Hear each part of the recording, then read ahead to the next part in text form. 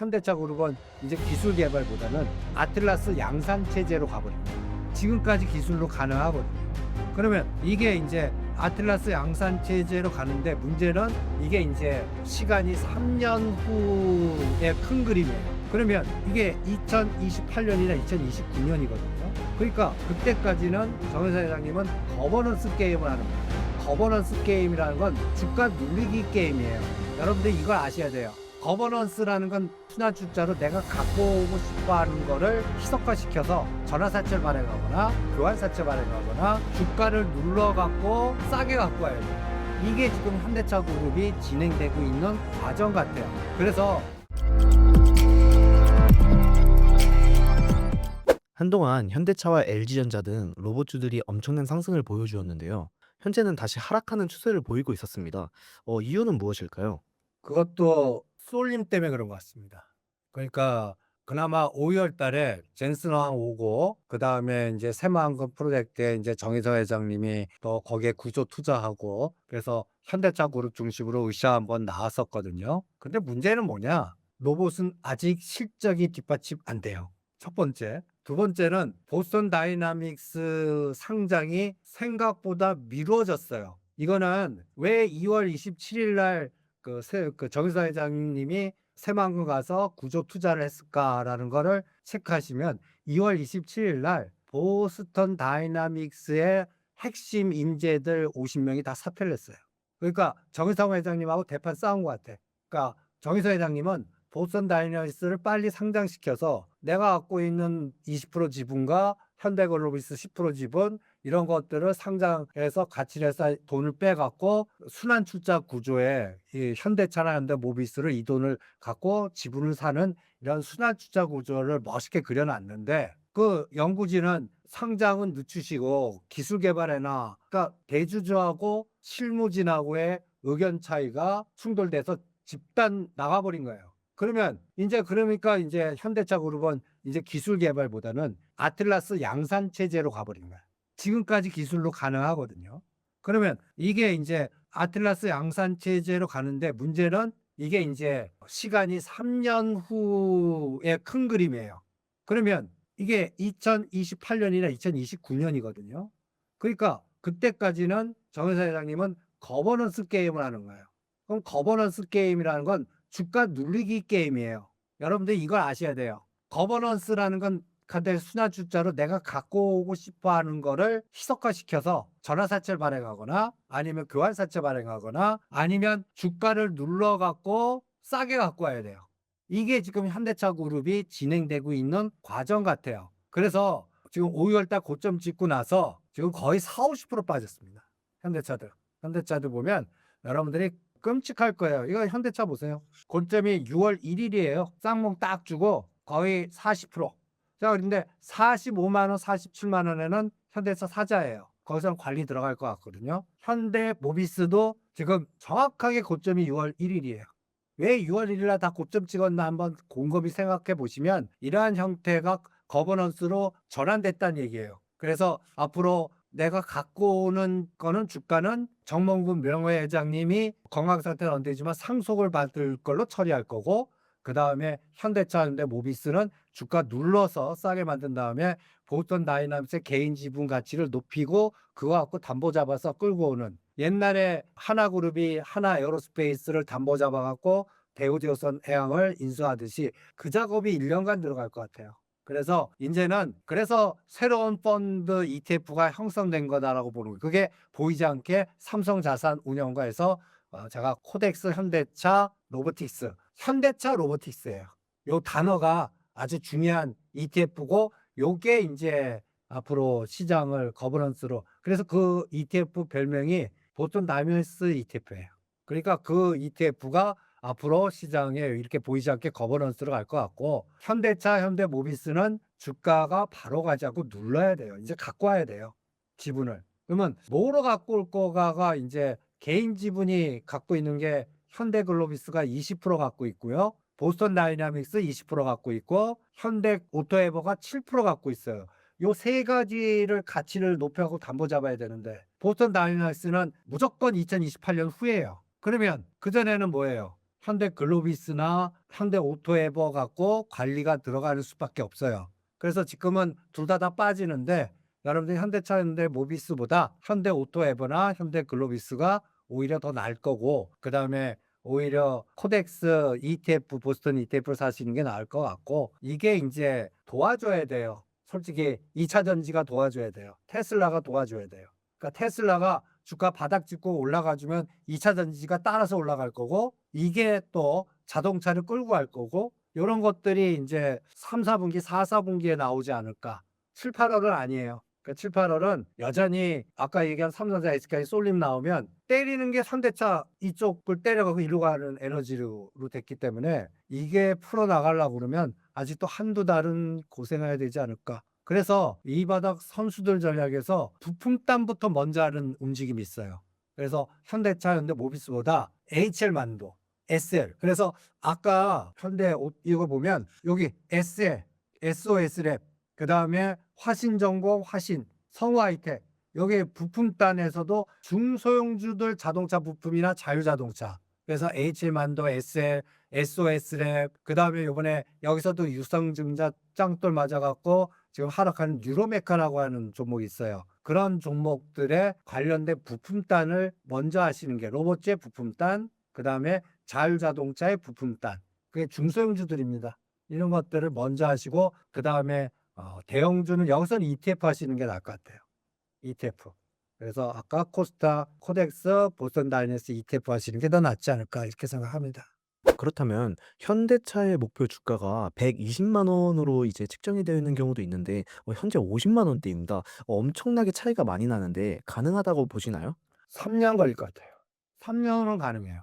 그러니까 오히려 삼성전자, SK하이닉스는 3년 전 대비해서 2024년도 12월 5만 원에서 지금 40만 원 에너지가 형성됐다면 현대차는 삼성전자가 5만 원, 7만 원에 놀던 시절의 가격이 지금 들어왔다 생각하고 3년 걸릴 것 같아요. 100만 원은.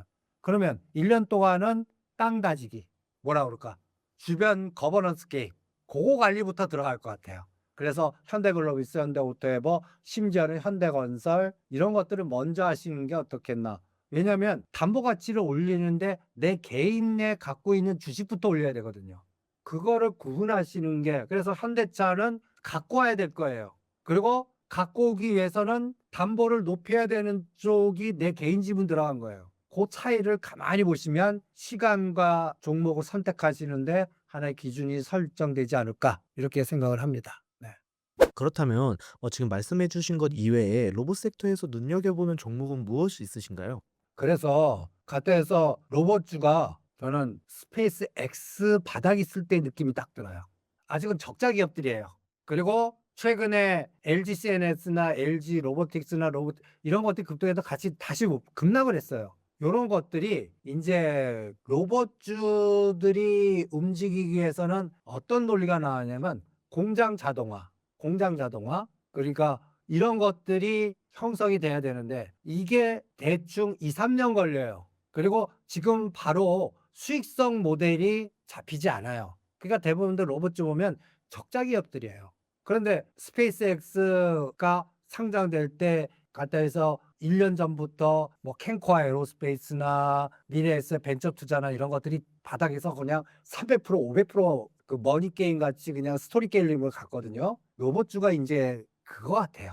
로봇주가 이제 그래서 로봇주 중에 뭐 엔젤 로보틱스나 뉴로메카나 SOS랩이나 이런 부품단에 로봇에 부품단 들어가는 것들이 필요한데 그런 것들을 먼저 고르는 거는 이제 자동차 본주보다 더 낫지 않을까 이런 생각이 들어서 저는 이제 스토리텔링으로는 로봇주가 오히려 더 나을 것 같다는 생각이 듭니다. 그렇다면 반도체 다음은 확실히 로봇주가 주도주라고 봐도 되는 걸까요? 예, 저는 그래서 그 로봇주가 오히려 보스턴 다이내믹스 상장과 연결된 연결고리예요. 그러니까 그게 이제 보스턴 다이나믹스하고 연계될 수 있는 기업인지 그런 것들을 찾아내시는 게 나을 것 같고 그러다 보면 뭐가 들어오냐면 자동차 부품단이나 자율자동차나 공장 자동화가 들어와요. 그러니까 그런 관련된 종목들을 로봇주 연계해서 저는 소부장보다는 미래 3년 보면 로봇주가 더 큰 에너지를 줄 거다. 소부장은 3년 전에 했어야 된다. 뭐 이런 논리로 전략을 세워드리고 싶고요. 그래서 현대차와 연관된 보스턴 다이너스와 연관된 또 테슬라와 연관된 로봇주 연결고리가 오히려 미래 성장주로서는 바이오하고 같이 축을 이뤄서 앞으로 시장을 주도하지 않을까. 저는 그래서 그쪽을 오히려 강력하게 세일즈하고 밀고 있습니다. 현재 현대차의 주가 흐름 어떻게 보고 계신지 궁금합니다. 사실은 오늘 방송을 준비하면서 제일 우울했던 섹터 여기였는데 그래도 반격을 좀 해주는 것 같습니다. 오늘 개장 초반에는 약간 삼성전자, SKX가 밀리면서 2차 전지가 먼저 움직이더라고요. 근데 오늘 현대차를 비롯해서 로봇 관련 종목들이 반등하는 모습인데 저는 로봇 관련 종목들은 국내 기업들이 좀 획을 그을 거다라고 보고 있고요. 현대차 같은 경우도 사실은 이제 우리가 산업용 로봇이라고 한다면 뭐 환학이라든가 ABB 뭐 쟁쟁한 기업들이 많지만 휴머노이드나 자율 로봇, 자율주행 로봇 이런 종목들은 사실 테슬라의 옵티머스를 제외하고는 현대차의 아틀라스가 최고다라고 보고 있거든요. 근데 현대차 같은 경우 오늘은 다행히 기관 수매에서 들어오면서 양봉이 나오고 있더라고요. 근데 제가 우울했던 이유는 어제 대본을 작성했을 때는 외국인과 기관의 순매도가 이어지면서 단기 박스가 하단부를 이탈할까 말까 한 시점이었습니다. 근데 오늘은 다행히도 기관 순매수 들어오면서 반등하는 모습인데 사실 현대차에 대해서는 긍정적인 뉴스가 먼저 나왔고요. 하필이면 최근 3개월 동안은 부정적인 이슈가 나왔습니다. 근데 현대차가 반등하다 보니까 괜히 일주일 전에 나왔던 긍정적인 뉴스들이 끌려 나오는 것 같아요. 그래서 제가 그 부분 소개를 드릴 거고 일단은 현대차에서는 이미 그 노조분들께서 파업한다는 뉴스가 나왔는데 뷰가 두 개더라고요. 현대차 이제 노조분들이 파업을 하면은 이거 30% 줘야 되는 거 아니냐. 이런 이제 부정적으로 보는 뷰가 있고 현대차 노조분들이 쟁의 활동을 하는 거는 그냥 연례 행사다. 매년 하는 거다. 그다음 현대차 분들의 노조는 이제 반도체랑은 다르게 직접적으로 조립까지 관여를 하시기 때문에 현대차의 실적에 연관성은 그들 있기 때문에 그 정도는 줄 수 있다라고 하는 거고 확실히 현대차 같은 경우 노조분들이 쟁의 활동 한다고 했을 때 주주분들이 뭐라 안 하잖아요. 삼성전자 막 고소하고 그랬는데 그래서 일단 현대차 같은 경우 이 불확실성이 좀 제거가 돼서 이제 기관 수매에서 들어온 것이 아닌가 그렇게 판단되고 있고 확실하게 삼성전자랑 SKX가 밀리다 보니까 그들한테 소외됐던 섹터들이 반등 나오고 있는데 이제 현대차를 비롯한 로봇 관련 종목들은 이들이 반등하는 명확한 사유가 있기 때문에 긍정적으로 봐도 될 것 같다. 판단해 보도록 하겠습니다. 현대차 주가에 재상승을 이끌 수 있는 핵심 모멘텀이나 이벤트는 좀 있는지 궁금합니다. 일단 두 가지 정도다라고 보면 될 것 같고요. 일단은 그때 글로벌 IB가 현대차를 완성차 기업을 봤을 때는 명확하게 고평가다라는 리포트를 썼을 때 저는 뭐 부정하지 않습니다. 근데 저는 현대차를 이제 완성차 기업이 아니고 이제 로봇 기업을 보고 있기 때문에 그다음에 이제 현대차의 강점은 전기차랑 하이브리드가 둘 다 강하다. 현대차를 완성차 측면으로 보신 분들께 도움이 될 만한 뉴스가 나온 거죠. 그래서 현대차가 지금 뭐 PBR이나 퍼가 많이 올라오긴 했지만 PBR이 뭐 3 정도면 그렇게 부담되지 않는 수준이고 그다음에 퍼 같은 경우도 11 이 정도면은 토요타나 이런 기업들과도 비교했을 때 근소하게 주가 수익이 낮다. 이런 평가를 갖고 있고요. 그다음에 우리가 전기차 같은 경우도 미국에서는 판매량이 감소했습니다. 그건 팩트입니다. 근데 이제 우리나라에서는 테슬라의 뒤를 이어서 전기차 판매량이 증가했고요. 그다음에 이게 우리가 관심이 크게 없는데 하이브리드나 내연기관 같은 경우는 판매가 잘 되고 있습니다. 그래서 이게 뭐 유가 하락 때문이다라는 건 아니지만 보통 우리가 완성차 판매 수출 추이를 뭐 주 단위라든가 뭐 격주 단위라든가 월 단위로 받아보고 있는데 이 현대차랑 기아에서 만들고 있는 뭐 하이브리드라든가 아니면 GV 시리즈라든가 이런 부분들은 미국에서 판매가 증가되고 있습니다. 저는 일단 디자인 덕분이다라고 판단하고 있고요. GV 시리즈 엄청 예쁘잖아요. 유가 하락 덕분인 것도 있겠지만 일단 디자인이나 뭐 성능, 가성비 이런 것들 덕분이다라고 판단하고 있고 뉴스가 또 나왔습니다. 현대차의 주가 이제 목표가 100만 원 잡는 뉴스가 나왔는데 승부처는 이제 자동차가 아닌 로봇이고 그다음 피지컬 AI나 로보틱스 자율주행이 핵심 모멘텀이다라고 보고 있고요. 제가 한 가지 조금 아쉬운 거는 현대차 측면에서는 이 보스턴 다이너스의 상장 시점을 조금 땡겼으면 좋겠어요. 일단은 보스턴 다이너스 자체도 이미 현대차가 지분을 갖고 있고 보스턴 다이너스 같은 경우는 굳이 뭐 증설을 안 하더라도 그 아틀라스에 대한 양산 준비가 되어 있고 현대차 입장에서도 워낙 단기 현금이 충만하게 있기 때문에 투자하는데 그렇게 문제가 없다고 판단되고 있고 저는 여전히 모르겠습니다. 왜 상장 시점을 2020년 초반에 안 하고 2018년에 하겠다고 하는지. 근데 뭐 경영자 분들께서 그렇게 하겠다고 하시니까 조금 아쉽고 그런 이야기가 나와주면 조금 빠르게 반등할 수 있다고 판단을 하고 있고요. 지금 현대차 같은 경우는 더욱더 아틀라스를 이용한 시연회를 많이 해줘가지고 현대차가 더 이상 완성차 기업이 아니고 완벽한 로봇 기업이니까 그거에 대한 투자분들의 투심 개선되기를 좀 바라보도록 하겠습니다. 본부장님께서는 주가 측면에서 현대차의 위치가 현재 어느 정도인지 어디까지 갈 수 있다고 보시는지 궁금합니다. 일단 주가 같은 경우는 일봉 차트를 보더라도 박스권 하단부에 있죠. 이제 현대차가 완성차로서의 밸류 평가를 받았을 때는 20만 원대 중후반이었고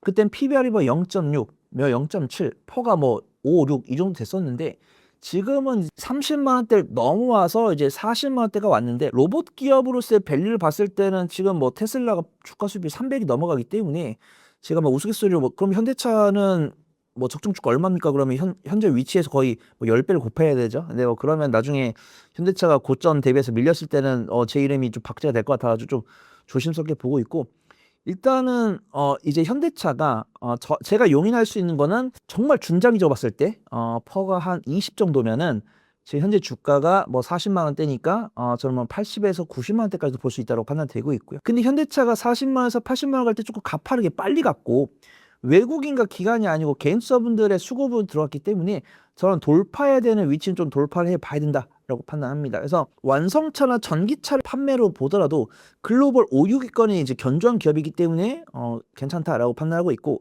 주가 수익 비율이나 이제 PBR을 계산했을 때는 80만 원 이상도 볼 수 있습니다. 근데 앞에서 말씀드린 것처럼 이 현대차가 이제 강하게 상승할 때 주 수급원이 외국인과 기관이 아니고 개인 투자분들이기 때문에 그분들의 특징은 그 가격대 왔을 때 단기 차익 물량을 내놓을 수 있다는 거예요. 그래서 저는 일단은 현 위치에서 매수해가지고 기록 분석해가지고 일단 65만 원 돌파 여부 체크하고 78만 원 돌파 여부 체크하면서 개인적으로는 80만 원 돌파해서 추가 상승 나오기를 개인적으로 바라보도록 하겠습니다. 현 시점에서 현대차의 매수 타이밍은 어떤 신호를 기준으로 판단하는 것이 좋을지 궁금합니다. 일단 첫 번째로는 현대차에 대한 긍정적 리포트가 나와야 되는데 어느 정도 합격선이죠. 이 로봇이랑 피지컬 AI나 로보틱스 자율주행이 핵심 모멘텀이다. 이런 뉴스가 나왔습니다. 그러면은 제가 생각한 첫 번째 모멘텀이 만족이 된 겁니다. 근데 안타깝게도 외국인과 기관의 수급 동향이 덜 개선된 거죠. 제가 이 현대차를 봤을 때 거의 현대차도 삼성전자나 SKS만큼이나 거의 한 달 반이나 2달 가까이 외국인과 기관의 단기 차이 나왔어요. 근데 지금 이렇게 로봇이나 뭐 피지컬 AI에다가 집중을 해야 된다 이런 뉴스가 나왔을 때는 간간히 외국인과 기관의 쌍끌 순매수세가 들어왔었습니다. 근데 그 이후로 마이크론 실적 발표 잘하고 그다음 또다시 반도체로 수급이 몰리다 보니까 현대차에서도 외국인과 기관의 매도세가 나오는 모습이었는데 오늘 같은 경우는 기관의 순 매수가 확인됐는데 기관이 왜 샀는지 정확히 모르죠. 뭐 기관한테 물어볼 수 없으니까. 근데 기관이 매수한 이유는 그래도 최근에 나왔던 이 로봇과 피지컬 AI에 대한 긍정적인 이야기가 나온 것 같다라고 판단하고 있고요.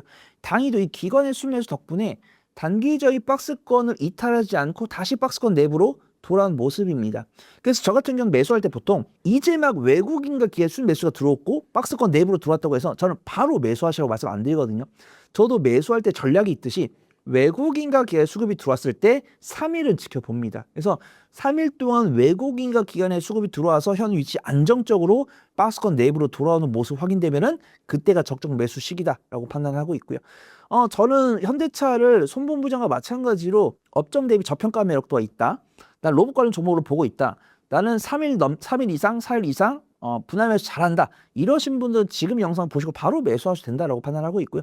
그런 것들이 안 되신 분들은 일단 편집본 받아봤을 때 현대차를 찍어보고 3일 이상 외국인과 기관의 순 매수가 들어왔을 때 그때 매수해 보시자 말씀을 드리도록 하겠습니다. 로봇 삼용화 시대가 본격화가 될 경우 가장 큰 수혜가 기대되는 종목이나 산업은 무엇이라고 보시는지 궁금합니다. 네, 일단 저는 당연히 좀 성장성을 담보할 수 있는 휴머노id 로봇이나 뭐 배달 로봇, 자율주행 이제 보통 AGV라고 해가지고 배달 로봇이랑 자율주행 로봇을 하나로 묶습니다. 그다음에 이제 사람을 대체해서 뭐 사람을 도와줄 수도 있고 조립도 할 수 있는 휴머노이드 로봇인데 저는 이 두 종목대에 대해서는 주목을 해야 된다. 왜냐하면 산업용 로봇이나 협동 로봇 같은 경우는 이미 쟁쟁한 로봇들이 많습니다. 제가 앞에서 말씀드린 외국계 기업들도 있고 그다음 두산 로보틱스 이런 종목들도 있죠. 그래서 이 휴머노이드 로봇이랑 배달 로봇, 자율주행 로봇 같은 경우는 리포트 읽어보시면 꾸준하게 뭐 2030년, 2035년까지 얼마 이상의 시장 규모를 볼 수 있다 이런 평가를 받고 있어요. 근데 맹점은 이겁니다. 제가 수혜가 기대되는 종목은 말씀드리겠지만 이 수혜가 100% 연동되지 않아요. 왜냐하면은 이 내재화라는 단어가 있습니다. 우리가 어떤 산업을 키우고 싶어요. 근데 이게 내가 기술력이 없어요. 그럼 기술을 갖고 있는 종목을 아예 흡수합병하거나 이 기술을 갖고 있는 종목에 대한 지분 투자를 하겠죠. 이러면서 이 지분 투자를 통해서 협업하면서 저거는 조금 가져오면 되겠네 해가지고 기술을 갖고 와서 내부 부서를 키웁니다. 그래서 우리가 알고 있는 게 뭐 세메스도 사실 삼성 계열이고, 그 다음에 이 하나 비전 같은 게 하나 세미텍이 밑에 있고, 그 다음에 로봇 같은 경우도 우리가 원래는 이 기업이 액추에이터나 감속기에 대해서 기술력이 있다라고 평가를 했었는데 자꾸 기다리는데 실적이 안 나온 겁니다. 그래서 왜 이 기업들 실적이 안 나오지라고 했더니 하필이면은 이 대기업들이 아랫단에 그 자체 부서를 둔 거예요. 그래서 뭐 삼성이라든가 LG라든가 두산이라든가 한화 이런 기업들이 자체적으로 감속기나 로봇 개발 부서를 만들다 보니까 실적은 반영이 안 될 수 있다. 그래서 일단 근데 변동성은 크니까 또 포기할 수 없죠. 그래서 지금 영상을 시청하실 구독자분들 중에서 저는 단기적인 변동성을 선호합니다라고 하신 분들은 이제 보통 어떤 소프트웨어 기업이죠. 뭐 로봇이라든가 자율주행의 솔루션을 제공하는 그런 기업을 본다고 한다면 보통 H엘만도나 뭐 쇼소프트크, SOSL 이런 종목들 당연히 현대차랑 관련이 있고 실적을 받고 있는 거죠. 그래서 그들은 현대가 만들고 있는 로봇이라든가 자율주행 차량에다가 소프트웨어를 공급을 해주고 그에 대한 이제 수수료를 받는 거고, 그 다음에 이제는 오늘은 그 소프트웨어 기업들이 더 강하더라고요. 제가 이제 HL만도나 쇼소프트크나 SOSL이 제가 뒤에서 말씀드린 종목보다 변동성이 큽니다. 변동성이 크다라는 것은 오늘 당장은 강하게 움직였지만 내일은 뭐 꼬리 달리면서 양상하게 밀릴 수 있다라는 거예요. 그런 부분에서 저는 이제 부품 관련 종목들을 봐야 되는데 부품주 중에서도 좀 옥을 구분해야 될 것 같습니다. 저는 뭐 현대모백스나 뭐 로보티즈, 로보스타, 뭐 SPG, 뭐 레인보우 로틱스, 뭐 두산 로보티즈 이런 종목 보고 있는데 이 종목들의 공통점은 미들 언덕이 있다는 거죠. 그래서 분명 이들은 전방 기업들을 같이 갈 것이고, 그 다음에 분명히 액추에이터를 이들이 공급할 것이고, SPG 같은 경우 실제로 우리가 알고 있는 주요 대기업에다가 감속기를 다 납품해가지고 흑자로 전환하는 기업들이니까. 그래서 지금 영상을 시청하실 구독자분들께서 나는 종목 발굴 실력이 되고요.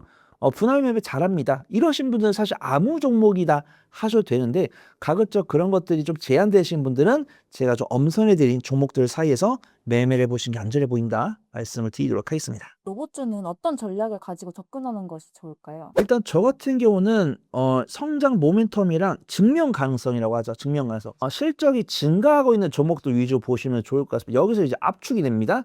제가 앞에서 좀 다양하게 말씀드렸는데 여기서 더 압축이 될 것 같아요. 일단 완전 재무만 보면은 레인보우 로틱스와 두산 로보틱스가 조금 논외로 하려고 합니다. 왜냐하면 이들은 사실 2023년부터 너무 많은 투자분들께 주목을 받았는데 현재까지 실적 개선까지는 안 보여준 것 같아요. 당연히 영업이익 흑자 전환 못했고 매출액이 늘지도 않았습니다. 그래서 레인보우 로틱스와 두산 로보틱스한테 개인적인 악감정은 없는데 그냥 좀 아쉽다 이렇게 좀 말씀드리고요.